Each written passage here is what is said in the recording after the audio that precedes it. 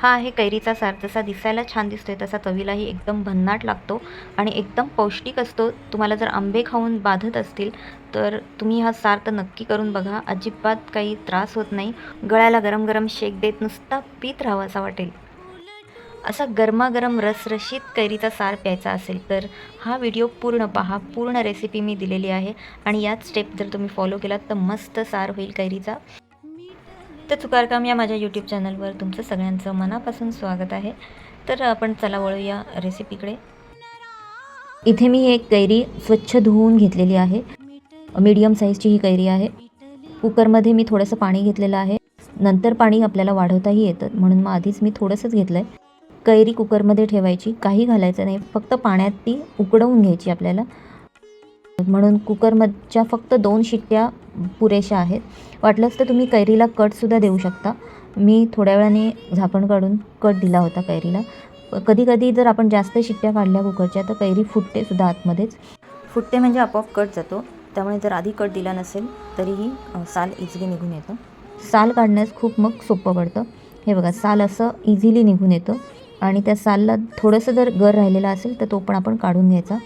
आणि जे कुकरमधलं पाणी होतं ते सुद्धा आपण कैरीसकट काढून घ्यायचं आहे सगळं. त्यानंतर हा कैरीचा जो गर आहे, शिवाय जो आतला बाटा असतो त्यालासुद्धा गर असतो, तो सुद्धा सगळा काढून घ्यायचा. हे गुठळ्या ठेवायच्या नाही आहेत. त्यामुळे तो हाताने स्मॅश करून घ्यायचा किंवा स्मॅश केलेला सुद्धा जास्त जाडसर वाटत असेल तर तो तुम्ही मिक्सरमधून सुद्धा फिरवून घेऊ शकता, बारीक करून घेऊ शकता.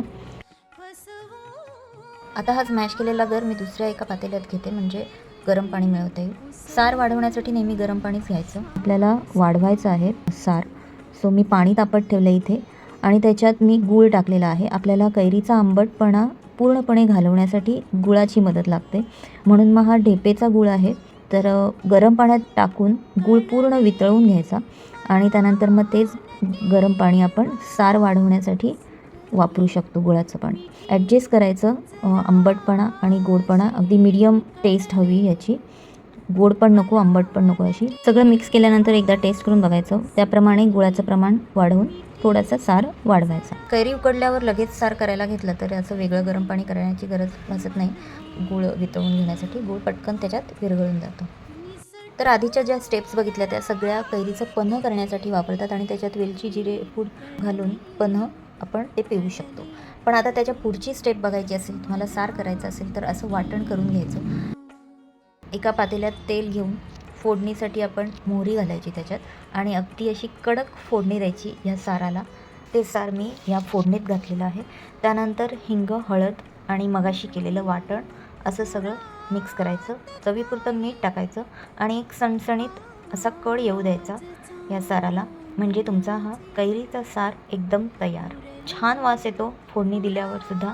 पातळ जसा तुम्हाला हवा असेल तसं तुम्ही तो वाढवू शकता. फक्त वाढवताना गरम पाणीच वापरा, ही एक अट आहे. नाहीतर गार पाण्याने चव म्हणजे पांचट होऊन जाईल.